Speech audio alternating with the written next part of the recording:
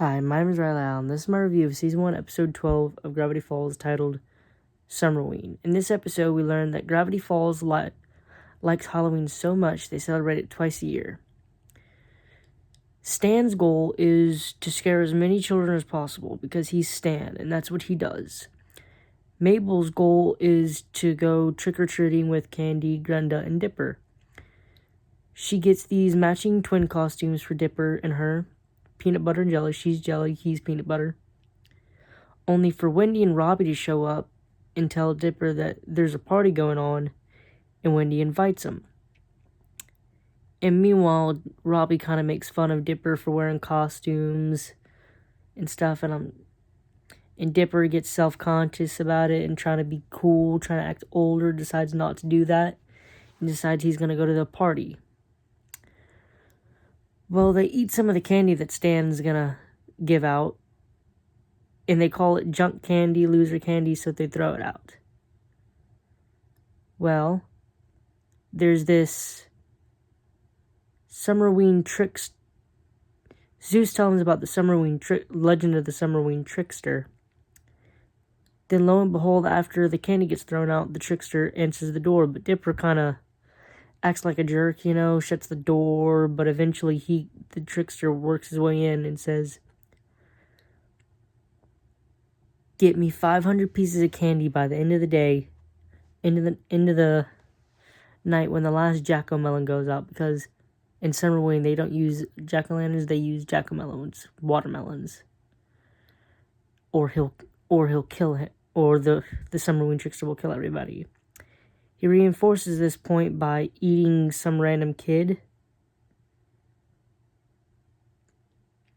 Then Dipper brings up a point that I thought would have been useful. Why don't they just buy the candy? Because the trickster never said they couldn't. Not really.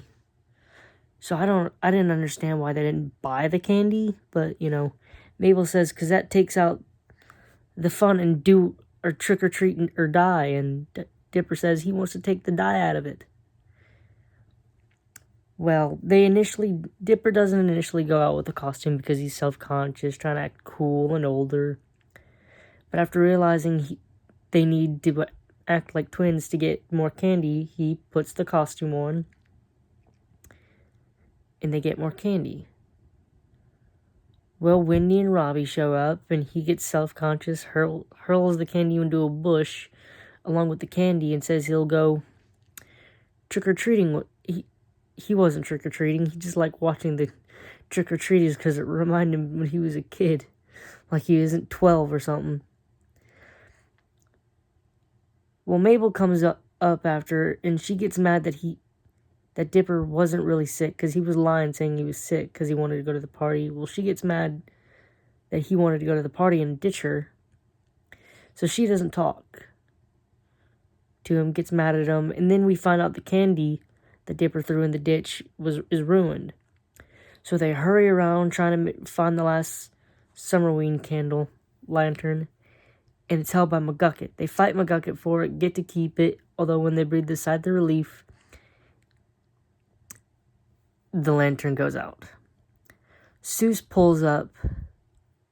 No, the trickster pulls up and attacks him, only for Zeus to make the save with his truck, destroying it. They all pile in.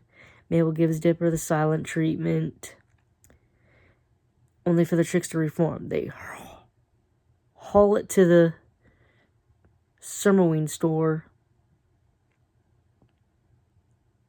where they have kind of this final battle and final conversation where Mabel says the reason she was so bent on getting out there is because she trick-or-treating, because she knows they're getting older, and this might be one of the last times they do it, which is fair enough, fair enough. I understand that.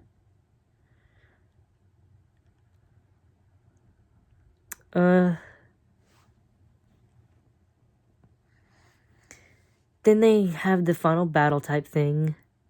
No, so they try to sneak out, but Zeus ends up hitting this talking head, which gets him eaten.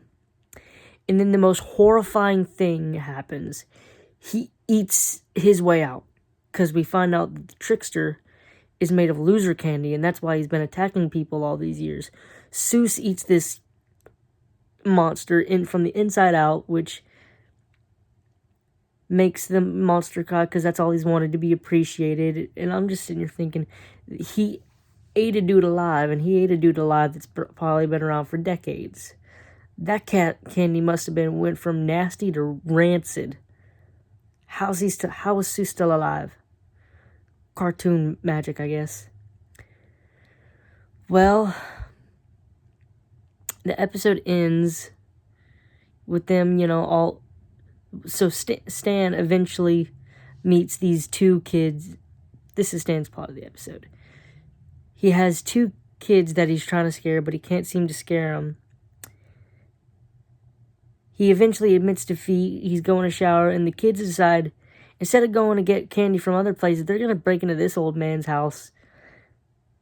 And, when he's in the comfort of his own house, the comfort of his bathroom, he just robes, and the kids see it and they run off scared.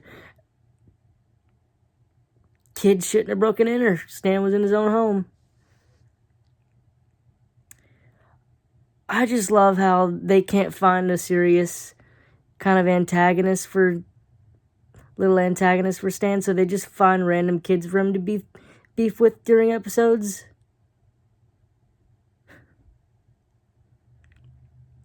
So the episode, Stan keeps the candy and gives it to the kids at the end of the episode because they didn't get to keep any of the candy they got while they were trick-or-treating.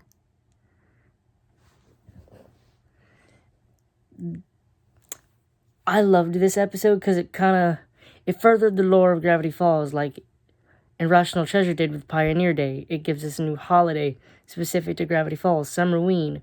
It gave us one of my favorite supernatural characters in the Summerween trickster.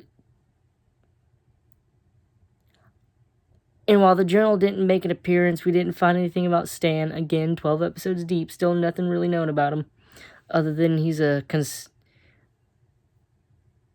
scam artist, to end all scam artist. I loved this episode, and I'm giving it 8 out of 10. Thanks for watching the video. Don't forget to like, comment, and subscribe, and I'll see you in the next video.